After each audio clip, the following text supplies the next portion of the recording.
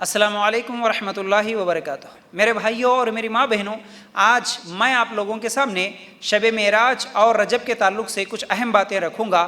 نہ کسی جماعت کی بات، نہ کسی مسلک کی بات، صرف قرآن اور حدیث کی روشنی میں کچھ اہم باتیں آپ لوگوں کو سمجھاؤں گا۔ صحیح کیا ہے، غلط کیا ہے، سمجھنے کے لیے سب سے پہلے، جیسا کہ میں ہمیشہ کہتا ہوں، 3 آیتیں آپ غور سے سننا اور ان آیتوں کو یاد کر لینا۔ حق کیا ہے، باطل کیا ہے، آپ کو سمجھ میں آ جائے گا، اور اس کے بعد انشاءاللہ تفصیلی گفتگو بھی آپ لوگوں کے سامنے آئے گی۔ سب سے پہلی آیت سورہ توبہ، سورہ بقرہ، آیت نمبر 137، 137 میں اللہ تعالیٰ فرماتے ہیں فَإِنْ آمَنُوا بِمِثْلِ مَا آمَنْتُمْ بِهِ فَقَدِ اهْتَدَوْا، اگر وہ تم جیسا ایمان لائے تو ہدایت پائیں، یعنی صحابہ کے جیسا ایمان لائے تو سیدھے راستے پر ہے، ہدایت پر ہے۔ تو آپ دوسری بات کو سمجھنے کی کوشش کریں۔ سورہ توبہ آیت نمبر 100، وَالسَّابِقُونَ الْأَوَّلُونَ مِنَ الْمُهَاجِرِينَ وَالْأَنصَارِ وَالَّذِينَ اتَّبَعُوهُمْ بِإِحْسَانٍ رَضِيَ اللَّهُ عَنْهُمْ وَرَضُوا عَنْهُ۔ ترجمہ کیا ہے اس آیت کا؟ اور جو مہاجرین اور انصار سابق اور مقدم ہے اور جتنے لوگ اخلاص کے ساتھ ان کے پیرو ہیں، اللہ ان سب سے راضی ہوا اور وہ سب اس سے راضی ہوئے۔ یہاں پر انصار اور مہاجر کی بات کی جا رہی ہے، مطلب صحابہ اکرام ہی ہے، چاہے وہ مکہ میں ایمان لائے چاہے مدینہ میں ایمان لائے، جو لوگ صحابہ کے طریقے پر چلیں گے اللہ ان سے راضی ہوا۔ اس آیت کا مفہوم یہ ہے۔ تیسری آیت سورہ نساء آیت نمبر 115، اللہ تعالیٰ کیا فرماتے ہیں وَمَن يُشَاقِقِ الرَّسُولَ مِن بَعْدِ مَا تَبَيَّنَ لَهُ الْهُدَىٰ وَيَتَّبِعْ غَيْرَ سَبِيلِ الْمُؤْمِنِينَ نُوَلِّهِ مَا تَوَلَّىٰ وَنُصْلِهِ جَهَنَّمَ وَسَاءَتْ مَصِيرًا۔ ترجمہ کیا ہے؟ جو شخص باوجود راہ ہدایت کے واضح ہو جانے کے بھی رسول اللہ صلی اللہ علیہ وسلم کے خلاف کرے اور تمام مومنوں کی راہ چھوڑ کر چلے، ہم اسے ادھر ہی متوجہ کریں گے جدھر وہ خود متوجہ ہو اور دوزخ میں ڈال دیں گے، وہ پہنچنے کی بہت ہی بری جگہ ہے۔ اس آیت کا مختصر مفہوم میں آپ لوگوں کے سامنے رکھ دوں گا۔ اللہ تعالیٰ اس آیت میں فرماتے ہیں نبی کا طریقہ چھوڑ کر، نبی کے خلاف اور تمام مومنوں کی راہ چھوڑ کر، اس زمانے میں مومن صحابہ اکرام ہے، یعنی صحابہ کا طریقہ، صحابہ کا راستہ چھوڑ کر وہ جدھر چلیں گے اللہ تعالیٰ فرماتے ہیں ہم اسی راستے سے ان کو جہنم میں داخل کریں گے۔ 3 آیتوں سے جو اہم بات معلوم ہوئی، پہلی آیت سے یہ معلوم ہوا کہ صحابہ کے راستے پر چلے تو ہدایت کے راستے پہ ہے، سیدھے راستے پہ ہے۔ دوسری آیت سے صحابہ کے راستے پر چلیں گے تو پھر ان کے لیے ہی اللہ تعالیٰ کی رضا ہے، اللہ راضی ہوتا ہے۔ تیسری آیت سے یہ معلوم ہوا، مطلب ان کے لیے ہی جنت بھی ہے اس آیت کا مفہوم میں۔ پھر اسی طرح تیسری آیت سے یہ معلوم ہوا جو صحابہ کا راستہ چھوڑے گا، صحابہ کا طریقہ چھوڑے گا، اس کے لیے وہ جہنم ہے۔ تو ان تینوں آیتوں کی روشنی میں اب ہم جو بھی عمل کریں گے ثواب کے نام سے، دین کے نام سے، چاہے وہ نماز ہو، روزہ ہو، ثواب کی نیت سے جو بھی ہم عمل کریں گے ہمیں دیکھنا ہوگا کیا صحابہ نے ایسا عمل کیا؟ ورنہ آج بہت سارے لوگ ہیں جو قرآن کی دلیل دیتے ہیں گمراہ کرتے ہیں، دیکھو قرآن میں ہے نا، حدیث کی دلیل دیتے ہیں اس کی اپنی منمانی تشریح کرتے ہیں، گمراہ کرتے ہیں۔ تو اب ہمیں سوچنا چاہیے ہر آدمی جو قرآن کی دلیل دے دیا، حدیث کی دلیل دے دیا تو ہاں بھائی قرآن حدیث بول رہے نہ بلکہ ان کی باتوں میں نہیں آنا۔ ہم کو ان تینوں آیتوں سے جو معلوم ہوئی بات، وہ قرآن کی آیت، وہ حدیث کو کیا صحابہ نے اسی طرح سمجھا، اس آیت کے مطابق صحابہ نے اسی طرح عمل کیا، یہ ہم کو دیکھنا ہے۔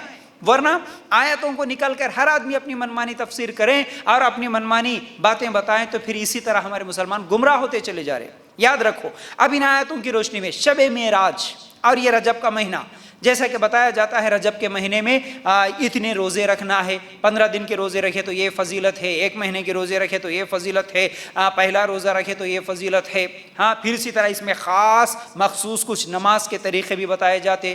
یہ ایک نماز ہے، اس نماز کو پہلی رکعت میں سورہ فاتحہ کے بعد آیت الکرسی 100 مرتبہ پڑھنا، دوسری رکعت میں سورہ اخلاص 100 مرتبہ پڑھنا، اس طرح مخصوص نمازوں کو بھی بتایا جاتا ہے۔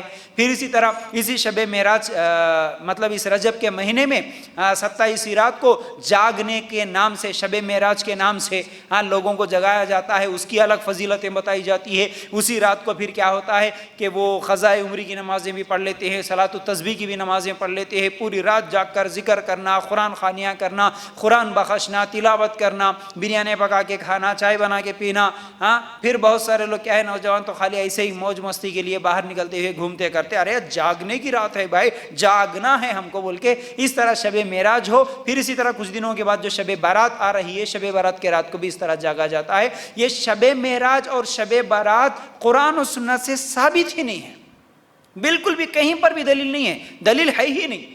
دیکھیے اگر کوئی دلیل بتاتا ہے، دیکھو بھئی قرآن کی آیت ہے نا، دیکھو بھئی حدیث ہے نا، جتنی بھی حدیثیں بتاتے ہیں وہ تو ضعیف حدیث ہے، ایک بھی صحیح حدیث نہیں ہے اس کی فضیلت میں، چاہے رجب کے مہینے کے، پھر شب معراج کے یا شب برات کے نام پر جاگنا ہو، مخصوص خاص الگ سے نمازیں پڑھنا ہو، خاص اس مہینے کی نیت سے الگ سے روزے رکھنا ہو، کسی صحیح حدیث سے ثابت نہیں ہے۔ اگر کوئی ثابت کرنے کی کوشش کرتا ہے تو سوال یہ ہے اسے یہ سوال کر لینا، بھائی شب معراج کے نام سے، جو کہ اکثر یہ کہا جاتا ہے کہ مدینہ جانے سے پہلے اللہ کے رسول صلی اللہ علیہ وسلم کو کیا ہے، معراج ہوئی، یہ تو حقیقت ہے، لیکن کب ہوئی اس میں اختلاف ہے۔ لیکن پھر بھی اگرچہ مان بھی لیا جائے معراج مدینہ آنے سے پہلے ہوئی، تو اللہ کے رسول صلی اللہ علیہ وسلم پھر مدینہ میں جتنے بھی دن تھے، جتنے سال تھے مدینہ میں، 10 سال زندگی گزارے، کیا 10 سال اللہ کے رسول صلی اللہ علیہ وسلم ہر سال پھر یہ شب معراج منائے یا منانے کا کبھی حکم دیے؟ اگر یہ صحیح ہوتا شب معراج کو اس رات کو جاگنا یا رجب کے روزے رکھنا، نمازیں پڑھنا، تو پھر ہمارے صحابہ بھی کرتے تھے نا۔ کون سے صحابی ہے جو معراج کے بعد ہر سال اللہ کے رسول صلی اللہ علیہ وسلم کے معراج کے نام سے ہر سال جاگے ہو، ہر سال الگ سے نفل نمازیں پڑھے ہو؟ آج کتنی بدعتیں ہیں، آج کیسے لوگوں کو گمراہ کیا جا رہا ہے، یہ دلیل وہ دلیل اپنی منمانی کتاب میں لکھ کر جو ہے نا یہ فضیلت وہ فضیلت بیان کرتے ہوئے، یہ سب جھوٹی باتیں ہیں۔